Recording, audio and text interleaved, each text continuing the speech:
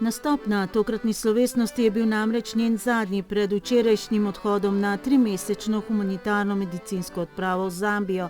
Je članica 6-članske ekipe, 5 jih je, tako kot Ana Marija, študentov medicine. Ena od članic pa študira dentalno medicino.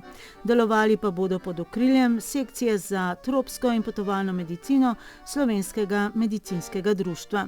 Torej, naša zobozdravnica bo imela svojo ordinacijo zobozdravstveno, mi ostali se bomo pa razdelili po 4 oddelkih, in sicer ginekološki oddelek, potem pa oddelek za odrasle, ki se deli na ženski in moški oddelek, pa še pediatrija. Tako da vsak od nas bo deloval na enem od teh oddelkov, najverjetneje se bomo potem malo rotirali, da vsak mesec vsak od nas pozna drug oddelek, pa tudi po svojih najboljših močeh tja pripomore, ker vsak ima seveda drugačne ideje, drugačen pogled.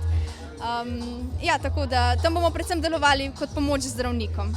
Vsem je bilo skupno zanimanje za tovrstne odprave že od samega začetka študija. Tako da vprašanje ni bilo, ali gremo, pač pa kam gremo. Tako da je bilo nekje v naših malih možganih že recimo 2., 3. letnika. Vedno bolj, ko se pa tale odprava približuje, se pa tudi zavedamo, da odločitev ne sme biti nikoli zares tako kar spontana. Moraš vseeno malo premisliti, moraš se malo pozanimati pri starejših kolegih, ki so tam že bili, tako da ne greš kar z glavo nekam, kamor zares nisi pripravljen. Tako da odločitev je bila recimo lahka, ker imam dober krog kolegov, s katerimi gremo, vendar to, kar nas čaka, na to smo se pa potem tudi seveda pripravljali osebno.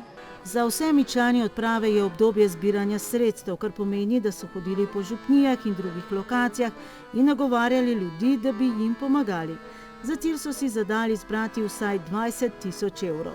Približno polovico za zdravila in medicinsko opremo, veliko pa tudi za prevoze pacientov v bolnišnico. Ste nabrali dovolj sredstev za to, da peljete s sabo tisto, kar ste res želeli? Ja, tako odpravljamo se že čez en dan, prišlo je zelo veliko hitreje, kot smo pričakovali. Decembra, ko smo začeli zbirati, nas je kar malo stisnilo v srcu, ko vidiš tak ogromen znesek, ki se ti zdi pravzaprav nepredstavljiv, vendar potem, ko smo se dobro organizirali in nabrali dovolj dejavnosti, ki smo jih potem počeli tekom teh 4 mesecev, ko smo se intenzivno pripravljali, smo bili, mislim, da prav vsi presenečeni, kako radodarni so ljudje, kako zelo radi pravzaprav pomagajo. Predvsem se mi zdi neke take osebne izmenjave, ko vidijo človeka, ki gre, ko smo pravzaprav mi študenti Slovenske fakultete zelo z veseljem podprejo, ker vejo, kam potem grejo njihovi prispevki, kam grejo tudi njihove misli, njihova podpora. Tako da bili smo zelo pozitivno presenečeni, da smo v tem kratkem času zbrali celoten denar, ki smo ga v narekovajih morali zbrati, pa še nekaj čez, tako da bomo lahko omogočili še kaj več, kar smo si želeli. Poleg študija medicine Ana Marija svoje življenje živi ob zvokih violončela in harmonike. Danes harmonika, se mi zdi, da sem malo bolj uigrana kot za violončelom, ker sem imela za violončelom sem imela neko malo daljšo pavzo in se mi zdi, da moraš godala nekaj časa lepo uigrano vaditi, da potem lahko nastopiš, tako da harmonika zdaj.